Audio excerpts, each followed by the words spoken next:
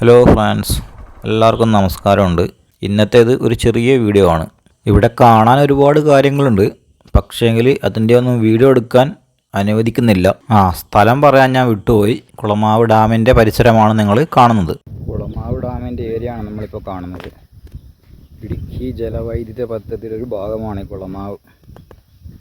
ഇടുക്കി ജില്ലയിലെ പെരിയാർ നദിയുടെ കൈവഴിയായ കിളിവില്ലിത്തോടിൽ ഉള്ള ഒരു അണക്കെട്ടാണിത്. ഇടുക്കി ജലവൈദ്യുത പദ്ധതിയുടെ ഭാഗമായിട്ടുള്ള 3 അണക്കെട്ടുകളിൽ ഒന്നാണിത്. ഇത് ഗ്രാവിറ്റി അണക്കെട്ടാണ് കേട്ടോ. ഇടുക്കിയും ചെറുതോണിയുമാണ് ബാക്കിയുള്ള 2 അണക്കെട്ടുകൾ. 1977 ഇത് പണി കഴിപ്പിച്ചത്. ഇത് കണ്ടോ, ഈ ഡാമിൻ്റെ അകത്ത് ഇതുപോലുള്ള ഒരുപാട് ഒരു കുന്നുപോലുള്ള ഭാഗങ്ങളുണ്ട് കേട്ടോ. ചെറിയ മലകൾ പോലെ തോന്നും നമുക്ക് കണ്ടു കഴിഞ്ഞാൽ. അതൊരുപാടുണ്ട് ഇതിനകത്ത്. പിന്നെ ഈ കാണുന്നത് ഒരു ചെറിയ കപ്പലാണ്. കപ്പലല്ല, നമുക്ക് കാണുമ്പോൾ ഒരു കപ്പൽ പോലെ തോന്നുന്നതാണ്.